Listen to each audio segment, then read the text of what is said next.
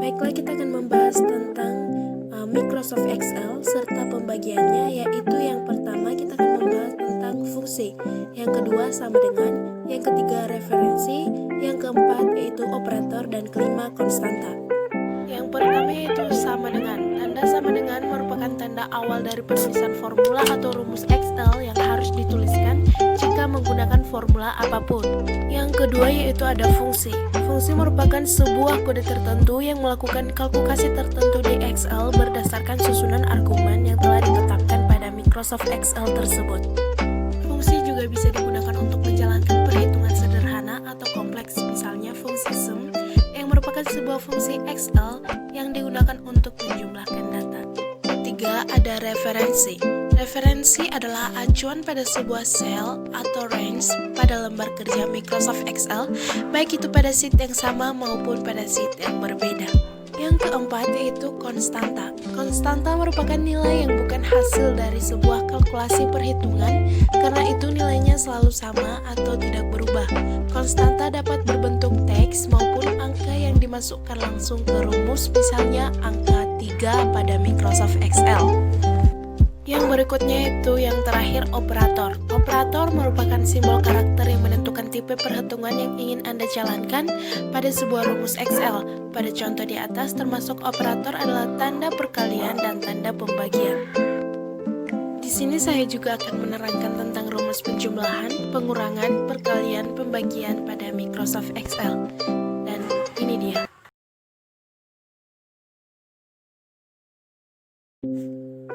Yang pertama, rumus penjumlahan pada Microsoft Excel ada dua alternatif, yaitu dengan menggunakan operator plus dan menggunakan fungsi sum. Yang pertama, operasi plus, di mana cara penulisannya sama saat kita menulis penjumlahan pada umumnya, dan gambar di samping merupakan contoh daripada operator plus. Yang kedua, ada fungsi sum. Pada penggunaan rumus ini lebih gampang dan lebih sederhana, dan juga lebih banyak diminati untuk menjumlahkan angka pada Microsoft Excel tersebut. Dan gambar di samping merupakan contoh daripada operasi sum. Yang berikutnya, kedua rumus pengurangan pada Microsoft Excel menggunakan operator minus dengan cara yang sederhana seperti menuliskan soal pengurangan terhadap Microsoft Excel tersebut. Dan yang ketiga, ada rumus perkalian pada Microsoft Excel. Operator arithmetic dan penggunaan fungsi produk pada Microsoft Excel merupakan contoh kedua untuk melakukan perkalian pada Microsoft Excel tersebut. Di sini sudah diterangkan apa itu operator arithmetic dan gambar di samping merupakan contohnya. Berikutnya, Microsoft Excel juga menyediakan sebuah fungsi khusus yang disebut dengan fungsi produk yang untuk perkalian yang sama dengan operasi tanda silang.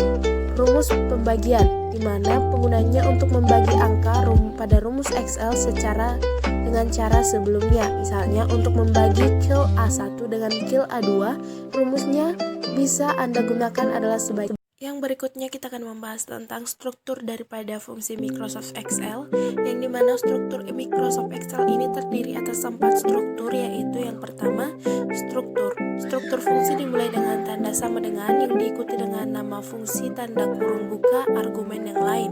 Yang kedua yaitu nama fungsi. Pada contoh di atas adalah fungsi if atau nama fungsi untuk daftar fungsi yang ada.